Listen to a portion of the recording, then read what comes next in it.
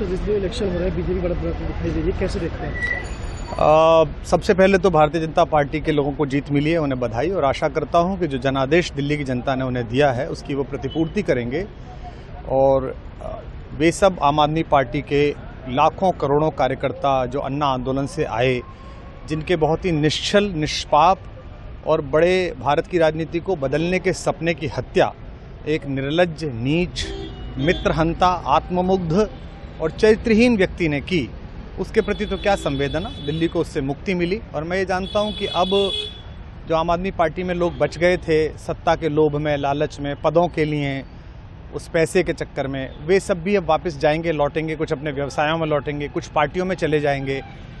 और पतन यहाँ से प्रारंभ हुआ है उन लोगों का। मेरे लिए कोई प्रसन्नता का और दुख का विषय नहीं है, मैं बीच में खड़ा हूँ। प्रसन्नता इस बात की है कि करोड़ों लोगों ने आशा लगाई थी, करोड़ों लोगों ने, लोग अपनी नौकरियां छोड़ के आए थे, व्यवसाय छोड़ के आए थे, दुश्मनियां ली थी लोगों ने, उन सब की हत्या एक आत्ममुग्ध आदमी ने, एक चरित्रहीन आदमी ने अपनी निजी महत्वाकांक्षाओं की पूर्ति के लिए की। उसको दंड मिला, ईश्वरीय विधान से दंड मिला। प्रसन्नता इस बात की भी है कि न्याय हुआ। आज जब कहना नहीं चाहिए, लेकिन आज टीवी पर जब जंगपुरा का निर्णय आया और सामने दिखाई दिया कि मनीष हार गया, तो सदा तटस्थ रहने वाली और राजनीति से विरत रहने वाली मेरी पत्नी जो है, उसकी आंख में आंसू आ गए, वो रोने लगी। क्योंकि उसी से उसने कहा था कि अभी तो है ताकत, और उसने कहा था भैया ताकत सदा तो नहीं रहती।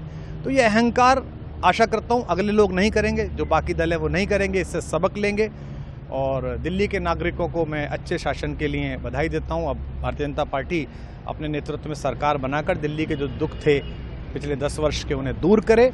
और आम आदमी पार्टी के समस्त कार्यकर्ताओं को कहता हूँ कि आपने जिस किसी भी लोभ लालच में, सब कुछ जानते हुए एक ऐसे व्यक्ति के समर्थन में काम किया जिसने अपने मित्रों की पीठ में झुरा घोंपा, गुरु को धोखा दिया, अपने साथ कंधे से कंधा मिला के लड़ने वाली महिलाओं को अपने घर लाके पिटवाया, अपनी निजी सुख और साधन के लिए जनता का पैसा खर्च किया, अब उससे आशा लगानी छोड़ें, अब बाहर निकलें, अपना अपना जीवन देखें। मुझे राघवेंद्र सरकार राम की कृपा मिली, जिनका ये घर है, जिनकी कृपा से मैं यहाँ खड़ा हूँ। मुझ पर कृष्ण कृपा हुई कि मैं इस निर्लज्ज सर्कस से बाहर आ सका। मैं उन सब से भी अच्छे भविष्य की कामना करता हूँ कि वो कोई गंदगी ना फैलाएं कहीं भी, वो लौट जाएं अपने शिविरों में। जिस तरह माधव को, कृष्ण को दूत देख कर भी भरी सभा में अट्टहास करने वाला दुर्योधन जो ये कहता था सुचिग्रम नैव दास्यामि बिना युद्धे न केशवः, बिना युद्ध के 5 गांव भी नहीं दूंगा, आज वो अपनी सीटों के लिए तरस रहा है।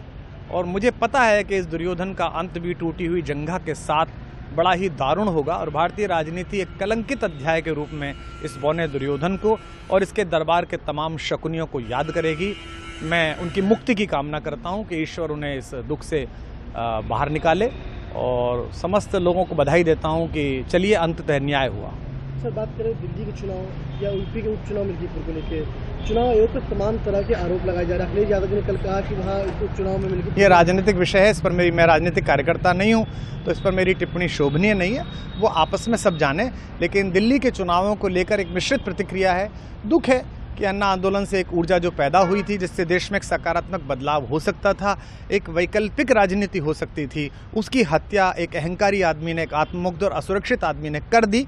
मैं आशा करता हूं कभी ना कभी भारत में ऐसा सूर्योदय किसी न किसी दल में अवश्य होगा, जो भारत को जहां पहुंचना है वहां पहुंचाने का मार्ग प्रशस्त करेगा। बहुत धन्यवाद।